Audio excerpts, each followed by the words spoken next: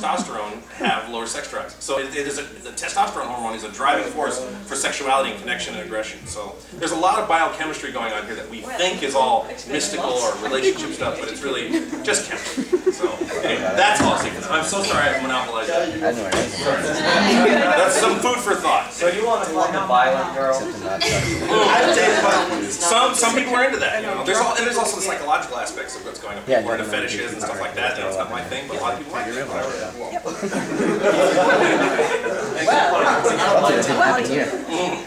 Yeah, just to kind of spin off something that Sean had mentioned earlier about honesty. Has anyone watched Lie to Me? Radical Honesty. Remember that? Yes. Sloker, yes. One of the characters in the show told everything that he was thinking at any given time without any type of filter. It's called Radical Honesty. I'd like to try to adopt that. I don't know about that. Obviously within reason, but... Oh, okay, because radical, you say like, wow, you look really great tonight. Gosh, your boobs are amazing. Hey, there's a zit on your face. Oh my God, I think I just hair crapped my pants. I mean, you're not going to say if she's wearing a hot outfit, you're not going to, you know. Holy shit. If you do that, oh my God, you're gorgeous. You don't have days. I totally have one right now. Oh my God, you don't say that. You know? let's go in the closet and I'll rub your dress off. Yeah, you know. Hey, if a guy said that to me and I was dating him, I'd be like, let's go. Well, I'll remember that. Once you guys get to know each other, he knows he can do that. But you don't know each other. Because he's going to want to do that before you're dating. Woman, do not say that. Yeah, unless you know her really well, she's going to be okay. Yeah. Yeah, you say that the first date, I'm pretty sure it's either a lawsuit or arrest. Trust him. Small chances. Very, very. I know one of the biggest problems I have is I get very nervous and to the point where my stomach gets all gurgled and, you know, I start freaking out and stressing out because what are they thinking? What are they thinking? What am I supposed to do? What's going on? Because I can guarantee you if you feel like that, so do they. Oh, sure. So, so you have to be very open and honest. If you aren't feeling it, as you mentioned, say that. If something doesn't make you happy, say that. Because you guys are going to discuss it, you're going to work through it, or you're going to go your separate ways. Because if you don't say it, it's going to fester. But there's also a certain, and that's in a relationship, there's also a certain amount of titrating you do when you're on a first date. You know, you don't want to say, you know, those things, and if you know, like I said, when I went on a date, it's like very politely, you know, I think you're really terrific, but I don't think we're a love connection, I don't think we're a match. And usually it's mutual. It's rare, it's rarer than not, I think, that one likes the other or vice versa, unless you're like totally mismatched from the get-go. You know, I don't know, it's on, there we go. So, I don't know what you're saying, Kelly.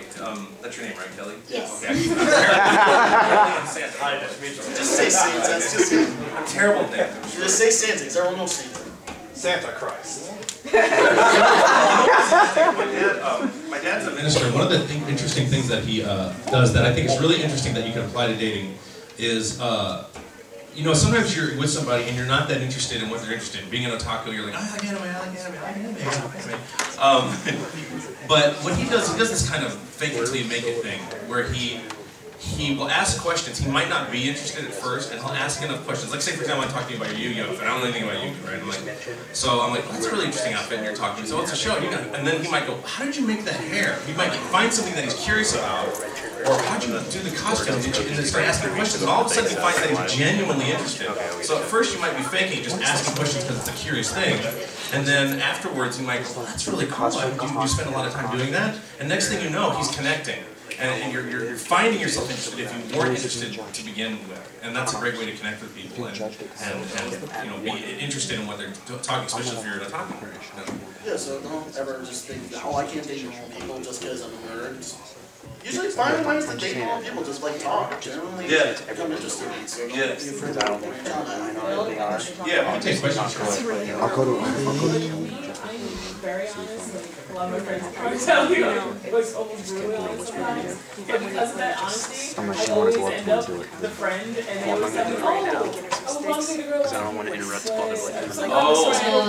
Well, if you ever read the 48 Laws of Power, there's a chapter there about mystery.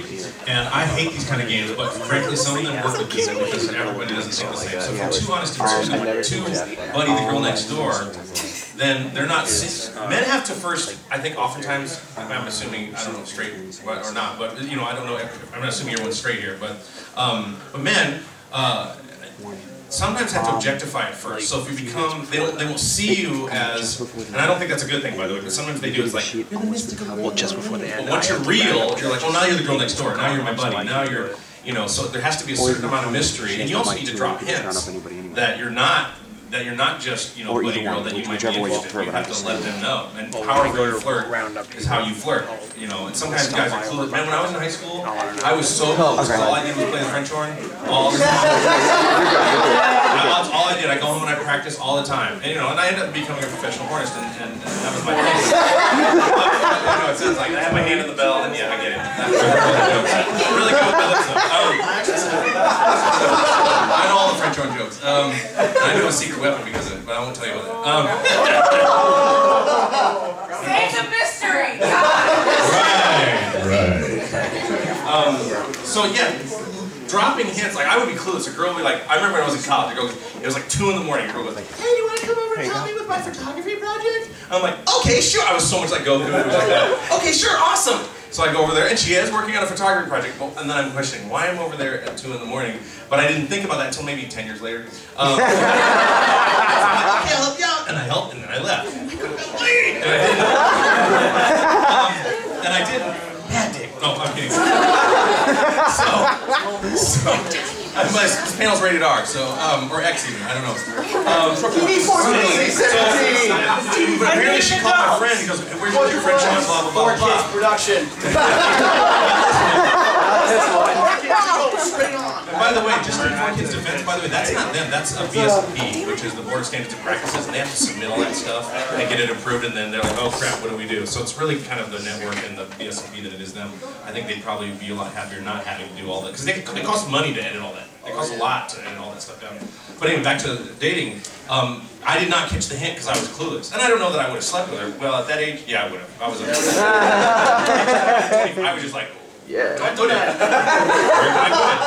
That's pretty much, you know, your hormones are, yeah, that's pretty much it. But the key thing was that in high school and college, I was just absolutely clueless. So part of paying attention is slowing down emotionally. We're talking about being nervous. Slowing down emotionally and paying attention. I was talking to a girl recently, she says, like, some women do the thing like they look cornered down or something like that. They do these things, you know.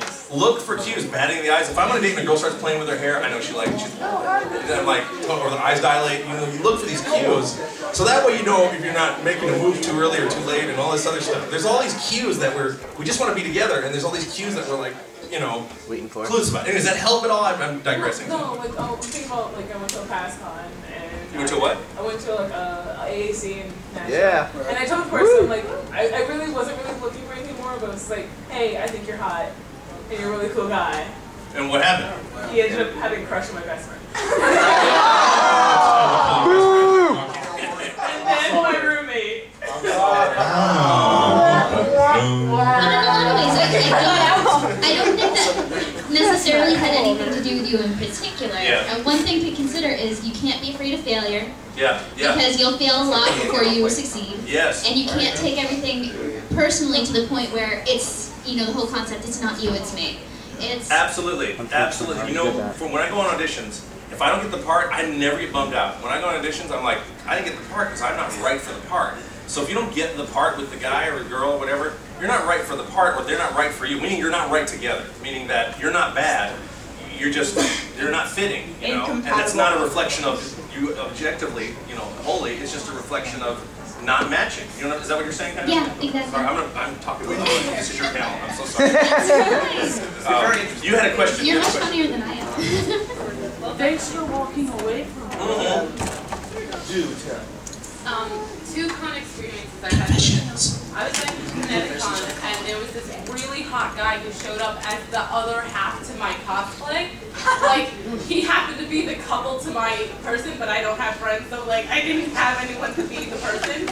So he showed up as that single person, and I was the other one, and we got together, and everyone was taking pictures, and blah, blah, blah. And then he started kissing me to be the couple for the cosplay. All right. And then I was like, so, and he was gorgeous, and then he's like, you want to meet me at the dance later? And I was like, yeah, sure. And I showed up, and he's like, I want you to meet someone. And this is my girlfriend, Alex.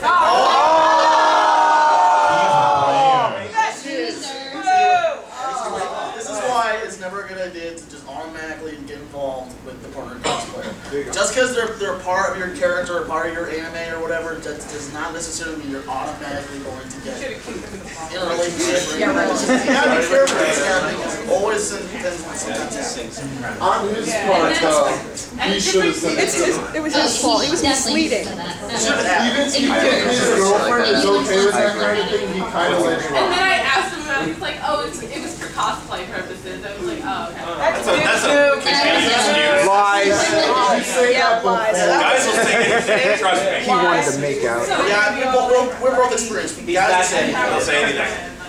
And then I was at a couple of weeks ago. I was at a Unicon, and there was this like dance or something late at night, and this guy was hitting on me for like 30 minutes. And like I was just dancing with him, and like, and then I left because I had a phone call, and I come back, he's making out with someone else, and I was like, what? This is an interesting recurring theme. No, seriously, I do believe in the law of attraction, and like I had an issue with women dating and not respecting me at all, and that was like, and so I had to ask myself, what's going on with me that's making me draw people into my life who are not respecting me? So what's going on? This is something not to answer now, but this is something to talk about with your parents or your therapist or whoever. But what's going on with you that you get interested in a guy, and this happens more than like twice, you know, it's like, I like a guy, we make out, and the next day, what? What's going on with you? You know, don't answer it, because it's probably personal, but you know what I'm saying? And maybe you don't know, maybe you don't know. Yeah. Well, maybe you don't know. It's something that's deep in our psyches, you know. There's a reason these things happen, and sometimes it has to do with what we draw into our lives, you know. And that's something to consider, you know. It happens, it doesn't matter if you're under 25 at that point. This is about life and how things happen, you know. And there's a whole reason we're all here together. I don't know what it is. Some people think it's the Lord. I think it's something else. I don't know. I think it's Gobblecon. Well, that's something to ponder. Yeah, I'm gonna go on that. Anybody else have any questions? Comments? I gotta say that for this one because I need a good view of all of you because Gambit and Yu-Gi-Oh! Is blocking my way. Oh, that's okay. He was getting carried, he's just tall. Anyway, I was wondering what your personal thoughts on this. What do you personally think of dating musicians? Well, I happen to be one, so. May I add, one I'm dating right now is Japanese. Well, what is that? I feel like there's another layer to this question. Is there? Are you just bragging? I happen to be dating a Japanese musician.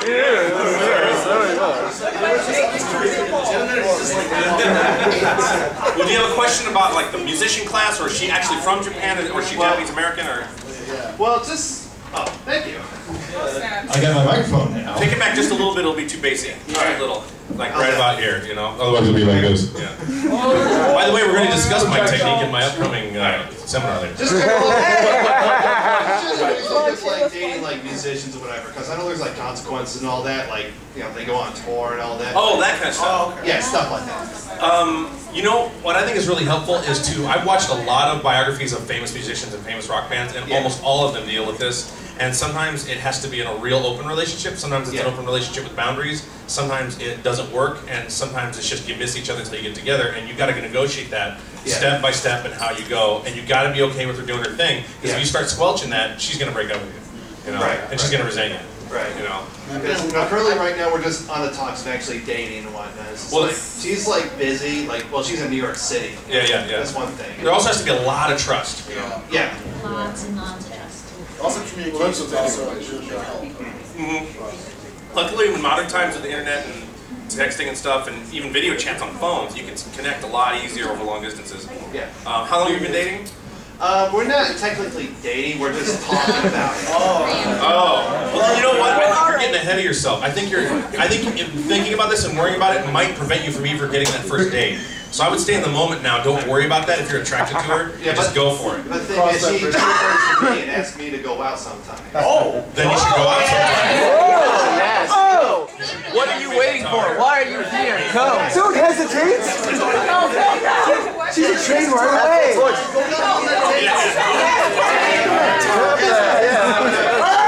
Shut up! We're relaxing. Okay. Yeah, but there's no need to scream. Yeah. All right. Okay. Well, which one is about that? Should I say anything? No. No, but I wanted to include your response. Yeah, definitely, there has to be a lot of trust. lots and lots of trust. And if you find that when you're at home by yourself and she's out and all you do is worry and fret and worry and fret, that's an issue. And that's something that you seriously have to discuss. And if you find it's a consistent issue, you would have to think of why. Because, you know, in a lot of ways in relationships, in my case, my trust is rock solid until there's something that breaks it. And once it's broken, it's gone. Right. It is so difficult to get back. You know, I was also thinking I was also thinking for some reason I was looking at the Mario outfit and I was thinking, don't wear that on a first date. It's really awesome. But then I started thinking about other little anime things that people wear, titrating or. Like, I don't let a woman know that I've been married before until I've dated her several times because a lot of times they get freaked out, but I do tell them, I'm honest. But I don't do it like the first, second, or third date. So if you're into anime and you show up with a whole bunch of anime buttons, you know, you might want to be overkill. You might want to just dress totally normal for the first date, then you're talking about anime or whatever, and you slowly lead into it, titrating someone in because then they find that, oh, well, this just isn't a person that's in anime.